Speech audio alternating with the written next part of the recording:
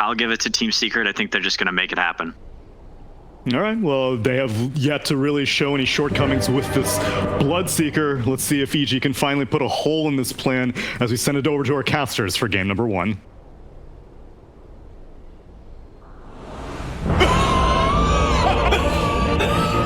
me someone saw that. Oh, let's do this.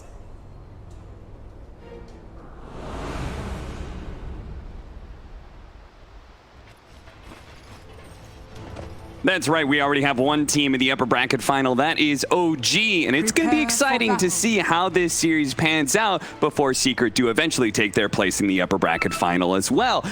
Jenkins going to be joined as possible. I mean, that's how you got to play the game, man. Don't hate the player. That's fair. You know, with the whole streamer situation going on, right? Same exact thing. You've got to blame the game, not the player. And, you know, Secret as well, there's some very clickbaitable players as well, given that they're, you know, on a complete tear for about a year now. Yeah. Just completely, they seem to be the best team in Dota, period, by a huge margin. I feel like there's not a single name on Secret that doesn't draw fans at that point. Are you serious? I mean, of course. Puppy. Anything draft related with Puppy. This guy's a genius. He's a god. I think a lot of people are just expecting this to be a complete massacre. So if EG does anything in this game, I think they're going to exceed expectations given how Secret has performed. Evil geniuses are notorious for running the same kind of playstyles, or at least having a preference that leans towards a certain kind of playstyle for a very long time now. And one of those heroes would certainly fit into that archetype. Naga Siren, split push heavy, late game, etc., etc. Why did they pick this Naga Siren, Jenkins? Okay, so I'm going to call him out for this. I was in a pub with Arteezy about, we'll say, 1 to 2 months ago. He called this hero dog shit. A friend of mine was playing it and, you know, doing okay. He was farmed, and he's like, this hero sucks because it can't end games. He's basically saying, like, this is the worst of the illusion heroes. So I don't know if there's been some buffs to Naga. So, you're saying that Arteezy flamed your friend for playing the Naga Siren, 100%. Saying that it's total dog shit, and why do people keep on picking it? Right. And now he's here picking it. Right, and I'm sitting here thinking, like, dude, Arteezy, this is your hero, man.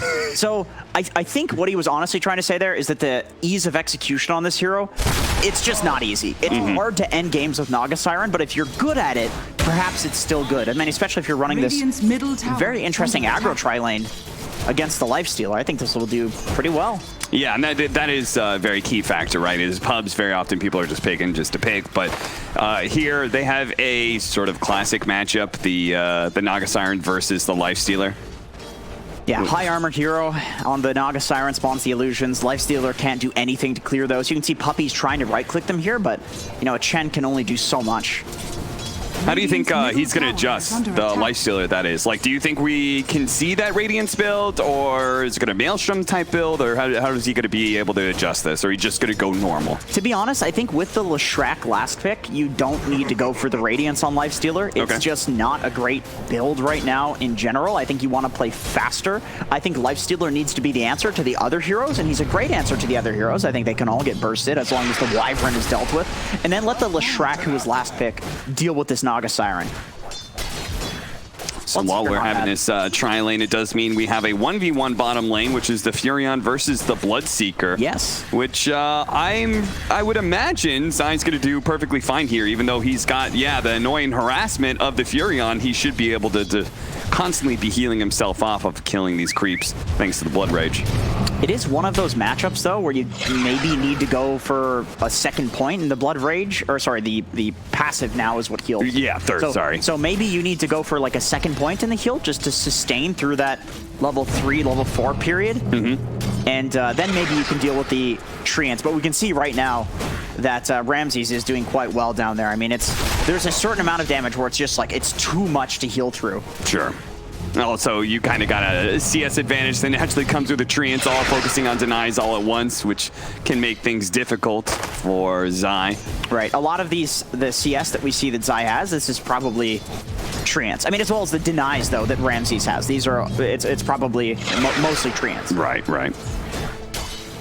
And that just leaves our mid lane matchup, which is the Ember Spirit versus the aforementioned Leshrac. This is supposed to be the answer to the to the Naga Siren, and Peter says it is going to be the linchpin here for Secret. It is all, their strategy is entirely dependent on how well Nisha does, how quickly that Yule Scepter is going to be picked up. Yeah, he definitely needs the Yules. They don't have particularly good setup. Other than the Yules, they have the Clockwork, but Clock is a very weird hero to be setting up. You never really want to bank on him doing it. You'd like for him to do it. You know Clockwork offers disables, but he has to get an angle. He has to also get the cog knockback, the timing of that, and it's just not something that's super reliable. Even though he will do it in every fight, it's like, who will he do it on? When will he do it? That's really the question. Right. GPK. A little bit of whip there. As the analysts were talking about, GPK has been quite the monster when it comes to the laning phase, but has had some unfortunate mid games where he's kind of thrown away some of the advantage he's gotten. But up against easily one of the best mid laners you could possibly go up against in Nisha. He is not looking like the terror that he was in previous games. 18-2 compared to 22-6 right now. Nisha getting a good number of denies out of this lane. A very nice rune control here from EG, taking that Arcane rune. That would be very annoying for either of these heroes to get. You know, you get that on Ember, and I don't think he has the bottle just yet. I think he probably just got it off of the courier. Yeah, looks like it. Oh, he's been using the sips. Zai's doing quite well down here. Yeah, he's picking it up as the second level of Blood Right, really big. Third level, just, okay, now you're, not only are you one-shotting range creeps, but you're probably taking a melee creep down with you, and at this point, Treants may actually just be some food for the Bloodseeker. Yeah, absolutely. I mean, even if they just die in range of you, you heal, even if they get denied. So that's got to be quite nice. Nisha, they're going to try and gank him up here. GPK does not have the shackles, but they're still going to try and run him down very low. The rocket comes in. The last hit from Nisha, he just died to the physical damage. Game was hard indeed. You may have made it a little harder for yourself there, GPK, as that was an unsuccessful rotation. Dire's middle tower. Oh, did you see that? Leshrac was running over to steal their bounty rune. Puppy denied it. Puppy had already denied it with the neutral creep. Very sad. Heads up play from Puppy, but Radiant's courier. Nisha's sad. Yeah, this rotation from Nisha now, trying to catch Arteezy. This Naga Siren's just going to be run down. Another win for Nisha here. Ramses. Oh, still gets clipped by the Blood Right. Whoops. But I mean, the worst thing here is he's getting zoned off of a bunch of creeps that are going to die to the tower. He needs to TP in immediately. Yeah, he's may not be able to wait until full health or something. It's scary to do that. I mean, this looks like a huge wave bot. And now, okay, coming down to try to secure this. He's probably calling like, they might end up trying to dive me here. And, well, the Tiny is going to try and even things out here. We haven't talked about there comes the Wrath of Nature. Zai's going to take a lot of damage. There it is, the big hits. Tried to zone him out. Was Ramses level 5 when he TP back? I think so. I think he got it from the wave. Yeah, the big wave came in. GPK trying to get away, but Nisha trying to run him down. The illusions. Oh, the tower hits. He's got the bottle. That'll be good enough with the healing salve. He's fine. Both the mid laners will barely live. And that rocket hit at just the most inconvenient time and place. Like, if it hits during the bottle and salve, then you cancel that, and he has to go back to base, which is fine. I mean, he can get back. He's an Ember Spirit, but it's a little bit more annoying. And I think he might have died if that actually hit there. But once again, speaking of this Clockwork here, you never really want to bank on a rocket hitting to get a kill, but it would have been very convenient for Secret. We're going to smoke up just like Nisha made a rotation earlier. Looks like GPK is going to be encouraged to do the same by Crit. We haven't actually talked about the 4 positions, but Crit and Yapsor have just kind of been running around the map together. It was like 4 minutes or something, and Yapsor was still level 1. Very much focused on trying to counter each other's rotations. Right. That sometimes happens where it's like, if I just go where this Tiny goes, then nothing can happen on the map. And then nothing happens on the map. It's just like a core battle in the side lanes. Zai, here comes the gank.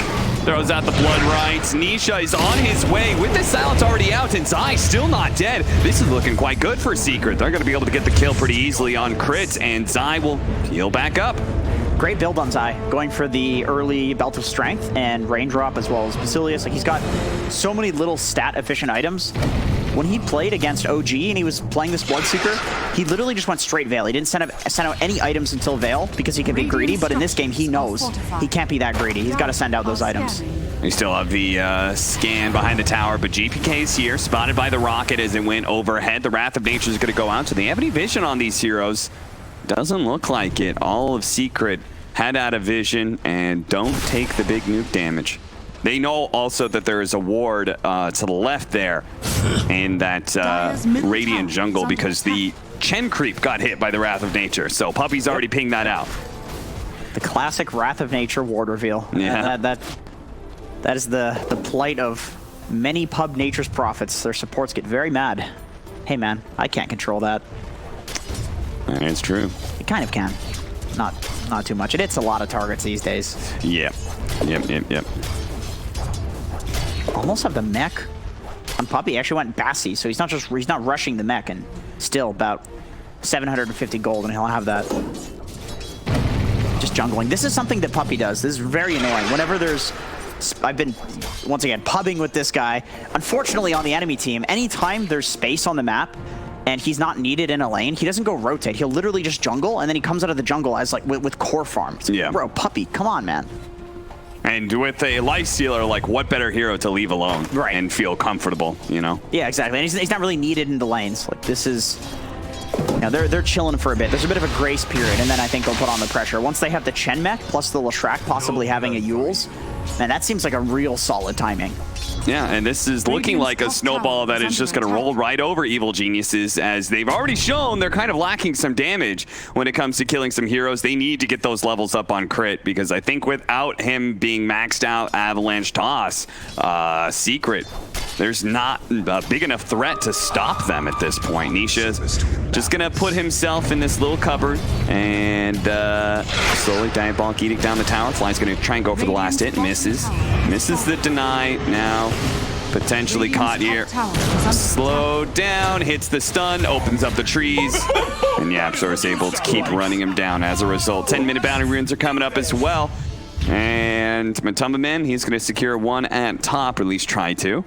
And that's one of those situations where clicking battle, crit wins. Crit does manage to out-click him, so 2 for 2 split. Well, with this Wyvern defending the bot lane. Oh my goodness, die! That was a sick move. Knew he was going to be jumping over the double damage, and they get a big kill on GPK. Zai, you sly dog, you. Wow, that was nice. It's hard to do things with this Bloodseeker offlane.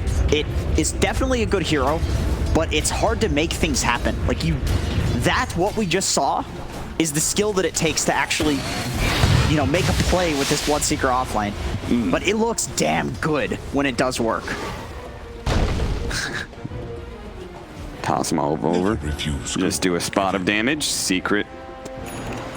It seems like they're going to just keep on focusing on hitting neutral creeps until they hit that really big critical mass. There's the mech. And I'm not sure who picked up the veil, on which side it was. I think that would probably Zai? be Zai. It was Zai, yeah. Going for treads this game, so that way he can survive the magical damage. In the previous game where he played offlane Bloodseeker, he went brown boots, and then in another one he went for phase boots, because he could play more as a carry and he needed the physical resistance, but he just needs to survive burst in this game. Crit, toss up in the air. Just trying to get Matumba Man off of him. Hey. An extra bounty rune for Evil Geniuses. I did actually watch a replay of Matumba Man playing this exact hero in a pub yesterday, and I noticed that he plays very safe on Lifestealer. He will sit in the safe lane, he will not go for any plays, and I think in the game that I watched that was applicable, that made a lot of sense, and I'm interested to see how he changes that up when he's against a Naga Siren. I don't think they're particularly interested in going late. I think they would really like to hit some sort of early game timing with the Lifestealer. I think they have the timing with the mech and, you know, going with Zai and with Nisha mid, but I think Matumba Man also has a bit later of a timing than that they want to push on. So like with the most illusion heroes, they're looking for like that third item timing, and you want to strike before that. Yes, absolutely. Take as much of the map as you can so that it's just the illusion hero farming. And you can see Nisha's doing just that, putting pressure from the trees with this Diabolic Edict. Puppy will take the last hit on the tower, and the map grows ever smaller for Evil Geniuses. Got that Yules, they have the mech. Yeah, they're super ready to go right now. My question is, okay, so Matumba makes a move. He's going to start being aggressive, play in the enemy jungle. My question for EG is, what team fight do they have to follow up the Naga song? Because I'm thinking, like, the big turnaround play for them will be Secrets. Obviously, they're taking control in the early game. They've got this kind of tempo lineup. There's a certain point EG want to strike, right? Does it matter if you get that third item on Naga Siren if Leshrac is strong enough to just clear all of your illusions? Like, what fight do they have to set up? I suppose it's Winter's Curse. They can probably hit a pretty good tiny avalanche into Winter's Curse, and that could work. But it's not a Jakiro, you know? It's not what you would expect traditionally with this combo. No, certainly not. There is no, like, Darkseer Disruptor combination or something like that to be able to play off of Nisha. Getting stun from the trees, just kind of pushing back GPK. Not a real threat, I would say. Are these odds fair, do you think? Judging by the game right now, I would say it's fair. Maybe at the start of the series, might be a little too Secret favored, but it's not that surprising, right? Secret have looked incredibly dominant, and I would definitely give them a big advantage for this series. It's true. It's always very hard to count these like big name teams like, you know, Liquid and OG and EG. It's hard to count them as just complete underdogs because so many times you'll see a team just be dog shit in the group stage and then they'll completely destroy through like a lower bracket run or whatever. Yeah. They'll just find their groove because they're tier 1 players, like they're the best of the best. Yeah, and Evil Geniuses has not looked like the cleanest tier 1 team out there, right? They did lose to Navi, who's already out, right? So that's like one black mark on their run through the group stage. Here's the song. There's the song going out. Matumba? Arteezy. He's just running away. Okay. Oh, they managed to hook on him, stopping his TP. What a sick play from Yapzor. Got the angle. I think Arteezy was trying to kind of use Lifestealer in that one creep to kind of block any potential hooks, but wasn't good enough. Yapzor, the wily 4 position of Team Secret. He always seems to find a way. That was not an easy angle to hit. Once again, another one of those problems with Clockwork is that you just have to be there for the opportunity. You just have to be already in position for when it happens. And I mean, Yapzor was. It's almost like he was expecting it. Look at him. He's going for a meaty hammer. I like it. Yeah. I like it. They don't necessarily lack tower push, but there is a lot of outpush on EG to kill creep waves, Naga illusions, you know, Winter Wyvern, Ember Spirit. So the more, the merrier in this game. Like, I don't think you want to go late. I think you want to just end this one early. Dire's top tower is under Zai, man, he's cutting through the trees. He's a lumberjack. Yep. And they've spotted Fly. They know he's here. They certainly got him with the Rocket Flare now, so they're going to be able to get the Rupture. Fly will eventually come down to Earth here. We'll use the Cold Embrace. Nobody's coming to save him, though. Radiant's bottom tower is under They take him, and they take this tier 2. Man, this is, they're putting on a clinic right now. Secret, this is just like a tutorial for how to beat Heralds at Dota or something like that. I don't know, that's what this feels like. Yeah. It feels like EG can't do anything, man. At the same time, in typical EG fashion, they're not down net worth-wise as much as I would expect, but in some ways it's just because they haven't gotten into that one really bad team fight yet. We saw it yesterday, right? We're talking about 3K gold lead, and all of a sudden it was 9K off of one team fight. Okay, here we go. This is a big pick. Yeah, this would certainly be a massive one, as Ramses is definitely going down here in Arteezy. Can't really do much to save him. He's got to be careful, man. Yeah, certainly. He does not have the song back up yet. It was a level 1 song at that. Combo here onto Matumba Man. He turns around, starts laying into Crit. I think Crit is dead. Slowed down by the Purge, but didn't really need it too much. 9-1 to the favor of Secret now. And we can see the gold lead mounting because Secret is basically just moving across the map, taking the towers, and basically the kind of flow chart order that it's easiest to take. And slowly but surely EG is getting choked. They're going to get less bounties. We're going to see bounties spawn in 3 minutes from now. That's going to be a big gold difference. Roshan is now available because Secret is able to occupy this triangle with that mid tower being down. We have the top 2 towers that they need to take that I'm not sure if EG can defend. They do have that Orchid timing on Ramses. That seems like maybe an okay time to fight. But maybe you wait for Crit's Blink as well? Yeah, I think you need that clear initiation for sure. And I don't think Ramsey's going to feel super good about team fighting until he has BKB. That's a long way away. Yeah, you're absolutely right. That may be far too long to wait. As Secret is beginning to stretch that lead out a little bit further. Now 5,000 net worth lead as they've taken most of the towers on the map. It's just those top 2 left. Like the aggressive ward there from Puppey. Just, okay, they're locked in their base. It's very dangerous for them to enter into their jungle. They're very likely to enter into this kind of small area in their jungle or into the triangle. You put the ward there. Also, what's with I mean, he's got that one aggressive ward, but then he's got 3 mid lane wards. Back to back. That is interesting. Just all in a straight line. So if you take that first really aggressive one, then you're still having that other one to worry about. Yep. I get the mid lane ward on the top left. It's a Roche ward. I believe there's one there. But the other two, maybe it's the order in which he placed it. Like, they did just take those towers, right? Sure. So. Great. Going to be caught by Nisha. The rotation is going to come out from Ramses, putting in the work with this Orchid. Can they actually get this kill on Nisha, though? He's so damn fast with the Yule Scepter Boots of Travel build. He gets out of there pretty quickly. The Purge being used to take away the Flame Guard of GPK. There goes most of his damage. Still holding on to the Chen heal, too. One other thing that I noticed watching Matumba's replay, with this Lifestealer, I'm sure this is like an every carry thing, because I think this is just a good concept. Would highly recommend watching Owie's video on this, but he always values protecting his backlines. Like, if he sees that his team is getting gone on, he runs to them immediately, and maybe he doesn't go in if it's too dangerous, but he's always there. Sure. He's always there to back them up, to be kind of that turret, that rock that his team can go to as a defense. Look at Yapzor. He's been hiding out here on this side of things, and he's going to put that Meteor Hammer to use here. An Orchid, Ramsey's trying to protect himself, trying to get away. There's so many creeps here to take up the battery salts, but the Yapzor, because his positioning, still had the hook shot in the tank. He'll probably die for this, but he's going to open up a lot of kills here, as they're going to still be able to take this fight in. GPK has to jump out, and they have to use the Song of Siren to prevent further losses here, but Crit, even with that additional help with the Song of Siren, he still can't get away. Matumba Man is here. He's come to collect. They're going to get the 2 kills. And are they even going to go high ground? They will. Okay, they just force out the clip there. All right, chill. Is under attack. Yeah, they have a lot to still take. This entire top area of the map in Roshan. And by the way, you spoke about the adjustment in Matumba's build. Like, do you go for this Deso, Sanjin Yasha, Heaven's Halberd, whatever, like the regular Lifestealer build is? He's going for the Maelstrom, the Mjolnir. Like, this to me seems like the more modern version of this Radiance. And by modern, I mean Radiance became dog shit like a few months ago. But this is this is still a great item.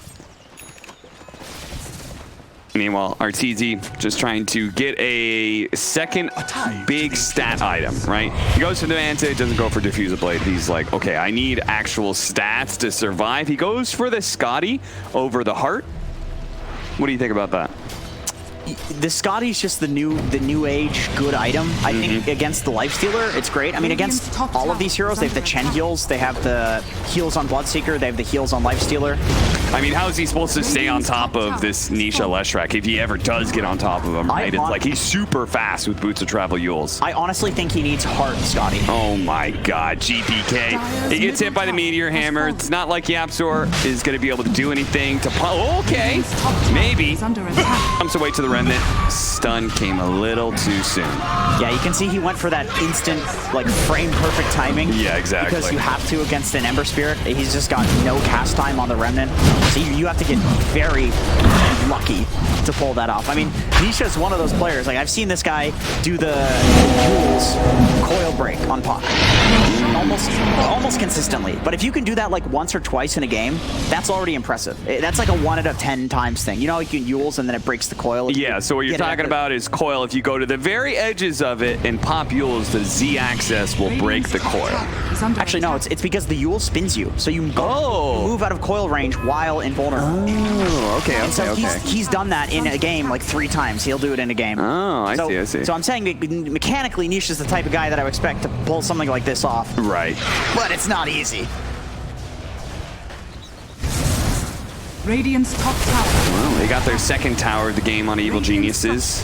Thanks to GPK's aggression. Ramsey's going to try and collect a third here. Arteezy playing nearby, ready to go with a Song of Siren.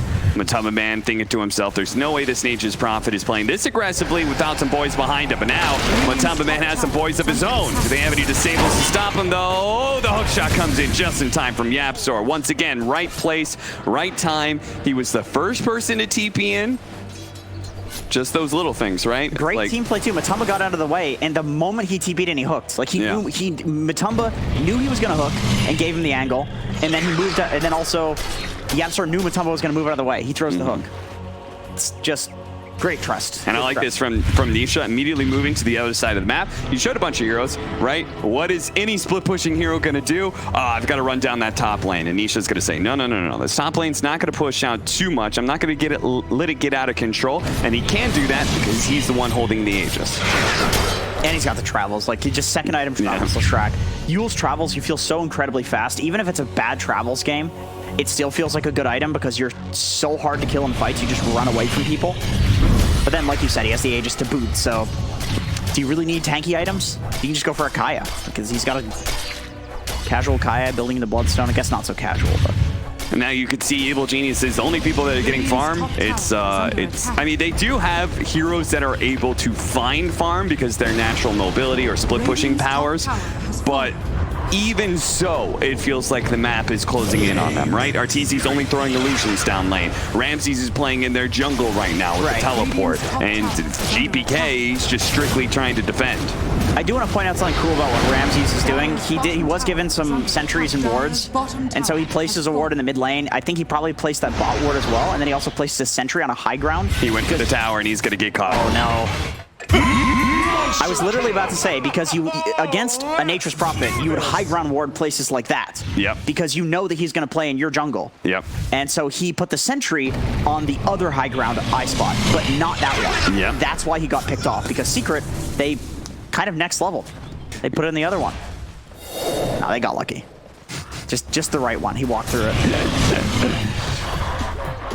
Tier 3 that's already taken a decent amount of damage, and Secret, thanks to Chen, thanks to some of their mobility, they're just able to go from picking somebody off in that bottom lane and immediately be reformed up in a pretty good ball to take this top lane of barracks. And Evil Geniuses, it just feels like they're running out of options here, and I don't know when this game turns around for them, Jenkins. Like, I don't know if this game delays another 10 minutes if they are still incapable of fighting. Crit tries to come in, goes to the toss back of the Yules, but a Rage and Yule Scepter is going to stop that. Oh, that's Winter's first, but it's not what they wanted, that's for sure. Song of Siren being used as well. That is Evil Geniuses using most of their big ultimates here, their big team fighting abilities, and getting nothing for it. Yeah, so all they need to do now is just... The seeds of Look at him. They saw him. Ramses TP'd in, grabbed the bounty rune, and Nisha immediately TP'd in, and Matumba Man infested inside of Nisha, so he's going to join him for this kill onto Ramses. I'm a little surprised he died in the same spot, especially with the presence of mind to put the sentry on the other high ground D-ward spot. Yeah, he must have just thought, oh, it was because I killed the tower. They just kind of like estimated where I was. Sure, that's yeah, definitely. But the truth was, they knew exactly where he was because there was a high ground ward. Right. It's the Nature's Prophet counter when you're winning, which... And look at this. Evil Genius is like, okay, they just showed bottom lane, guys. Let's push out to top. Arteezy faking himself there. Is just going to run through all of this, but Crit, it doesn't have quite the same options here. Trying to get into the side lane of the trees and blink away. Fly will just Cold Embrace and extend his life. It won't be for very long, though. A Blood Rage Nisha is very scary, especially when he's caught that extra life, so he can kind of play fearlessly. GPK, got to be careful of the basher here. There it goes. But the range is also running out. Crit with the toss back. They do have the Orchid there as well, but oh no, Ramses, he doesn't want to be in melee range. Fortunately, the ensnare is there, tries to buy him a little bit of space, but he still goes down. Matumba Man does end up falling here, trading his life for Ramses. Nisha, the old GPK, I think he's just trying to cut more mid creep waves potentially and get away from this team fight that's going around. Really solid pickoff there from EG. Oh man, that would have been devastating. Yeah, it certainly would have. Nisha was like picking his nose or something, so he wasn't moving around. He went like MK for a second there. Needed to take a breather. Yeah, he's like, ooh, an arcane rune. Let me think about that. Now that was a nice, really nice toss back, catching him without the rage there into the Orchid. That's the only way that they can kill him is by isolating him like that. But Matumba, when he plays this hero, he's always on the front line. Super aggressive. All right, they're killing a puppy. That's what they want. Matumba Man's dead still, so they're like, all right, we got some time to work with. Let's just grab whoever we can. Not a terribly value kill, but, you know, it's always kind of nice to kill Chen and his creeps. Yeah. Once again, without Matumba, like, there's nobody to really play the front line. Nisha doesn't want to do it. It's a little too risky. Zai, he hasn't built to be super tanky with the Veil build. I'm still left with that kind of perplexing problem here. When does Evil Geniuses feel Are scanning. good about their team fight? Like, what is the power spike? What are the items that we need here, Jenkins? Oh, man. Honestly, I feel like you build for... He's got a Dagon on Bloodseeker. Oh, boy. I've seen people doing this in pubs recently. It definitely feels nice. You can do a lot of damage. I think Fog was telling you can do, like, 2,000 damage between Ethereal Blade Dagon with Blood Rage and Veil. That sounds pretty high to me. Yeah, pretty high damage. And remember, like, this is in the late game when people have 50 armor, so it's quite effective in terms of the damage. Sure, absolutely. And in a weird way, it's like everyone's scaling up in armor, but nobody really scales anymore in magic armor at some point. No, you just have the pipes. So in a weird way, it goes magic damage, super good, then physical damage, super good, and then magic damage starts coming back a little bit in the late game. It would be different if people got, like, 6 hearts. If multiple hearts was the meta, Sure. then magic damage, Monkey King Bar, for example, wouldn't be so good as well, because it's magic damage. But items, I Rapier. That's Rapier on probably Ramses. Every single time, you're just kind of watching secrets run through lanes as quick as possible, move to the other side of the map, push the lanes in, trying to counteract this split push that's happening. One more kill, then we get weed number. Oh, the weed number. That'll be funny. I'm gonna laugh at that when that happens. That'll be some on, good Ramses. Twitch chat memes. Ramses, let's go. I know you love those. He's in the trees. Now I want Evil Geniuses to get a kill. Don't do it. We can't get 3-2-2. EG, unfortunately, Matumba threw that opportunity. Now, I think to turn this game, you need some nuclear option. It's not enough to just get Naga's 4th item. They have the answer to it. It would be different if there wasn't a Leshrac on Team Secret. That's the thing. If there wasn't a clear answer to the Naga, then I think it would be different. And Yapsor, even something like this Meteor Hammer, this is somewhat of an answer. You have something that's at least a follow-up AoE stun for the Leshrac stun. If there's a bunch of illusions on you, you can just cogs them and then stun them and damage them with this Meteor Hammer. Then there's the Mjolnir as well. Like, they're itemizing really well to deal with this. That's something that Secret is extremely good at, is that they'll often just pick heroes that are really good and have synergy and then itemize to deal with the enemy team's stuff. They'll counter it in that way, which I think is a very cool way of looking at the game. But they did pick, obviously, the counter Leshrac. Let's not ignore that. This is a very good hero versus the Naga. Look at Isha, just running in. He pops the spider legs and Arteezy says, nope. Crit, he's still going to be caught here. Looks like the hook shot did land and caught Fly instead of Arteezy's Naga Siren that he was looking for. And he do still manage to get the kill on the crit.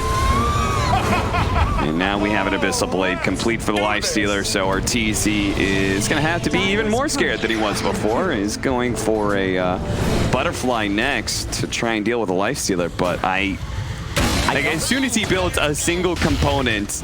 Yeah, that's exactly what I'm thinking, dude. The MKB is immediately going to come out from this hero that already loves the item. Yeah, and it's not like Nisha cares at all about the Butterfly. He does not care. Neither does I with his Dagon 5 soon. But it is a terrible position because it's like, okay, but do you get heart? Like, that helps Lifestealer in a way. It's not easy. Yeah. I would legitimately think that EG has a better shot in this game if they had a carry natures. If Ramses was their carry and took farm priority, I would prefer a natures to carry this game, because then you can actually get a rapier. And with the rapier, of course, everything changes. It's just so much damage. It's just a very weird power spike that is a little bit unnatural. Meanwhile, this Naga Siren can't build it. It's kind of a linear growth with Naga, but they're looking for something exponential at this point. Yeah. They're looking for 2 to the end growth. Maybe 10 to the end. I don't know.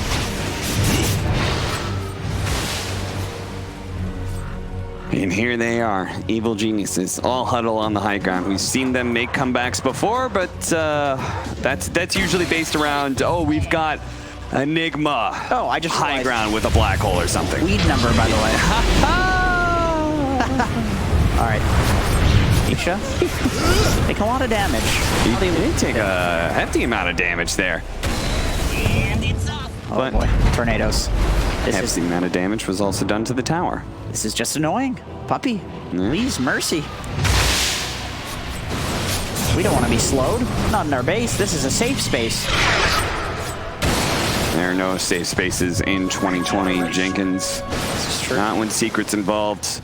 This is very true. Is that a that's a fully completed Dagon 5, I think. Yeah. At 32 minutes. It is nice to see a different no, it's not. Bloodseeker build, because I feel like every Bloodseeker we saw went Veil into Guardian Greaves, right? Yes, Veil into Yules into Guardian Greaves. Yeah. That's usually the build. I wonder if he's sending out Dagon components or if he's sending out the Lotus Orb. Is he being a good boy or is he being a bad boy? He's being a good boy. You know he's being a good boy. Zai is only ever a good boy. He's got done memeing at this point. Dagon 3 is enough. We've tortured EG enough. Let's put them out of their misery. Let's go high ground. Crit. Oh, they need to kill those creeps. Fortunately, they do. They're going to stop Nisha's teleport in. Puppy is free. Okay, take control back of your triangle. That's definitely something. I like that he switched up the butterfly. I think we both had some issues with that. I think a lot of carry players would look at that and be like, I don't know, but it's Arteezy, so he's probably making the right decision. Well, he did make the right decision, BKB, against the Naga. That is, or against the Leshrac as a Naga. Yeah.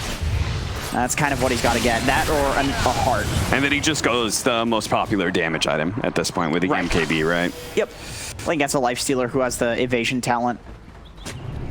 He needs some single target DPS as much as he'd like to have stats on Naga. It's not the game for it. And maybe if he gets the MKB and goes for that build, a Rapier is not too bad if he's building to like right click with his main hero. So we had that change, right, where you now lifesteal off of illusions. That was several patches back, Yes. right? You also spell lifesteal off illusions, I assume? Oh, that's a good question. I'm not actually Because Nisha now has an Octarine Core, which you're going to see him put together. right now. Probably the most iconic Bloodstone hero there. Yep. Leshrac like doesn't need that much mana, but he needs a bit. He needs a bit extra. And then the Bloodstone giving the percentage spell damage. Ooh, he's loving that. He's going to quickly heal up real quick. 60-second cooldown for that Bloodstone. And going to start marching high ground. Any Blood Rage? Maybe A bit risky. maybe they don't need it, though. Glyph going to be used. Meteor Hammer lands in an Arteezy.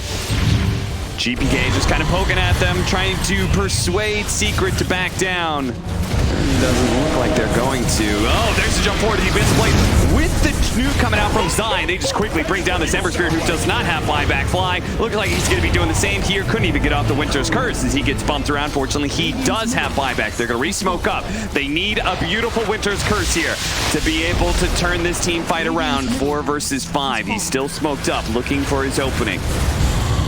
Looks like he may play into the trees here. Nisha threatening to just run in, as he does still have that Aegis. Tossed over onto the side, but oh no! But Tubaban lands into Arteezy and immediately starts going to work, and Arteezy got cold abrasions, dies to the magic damage.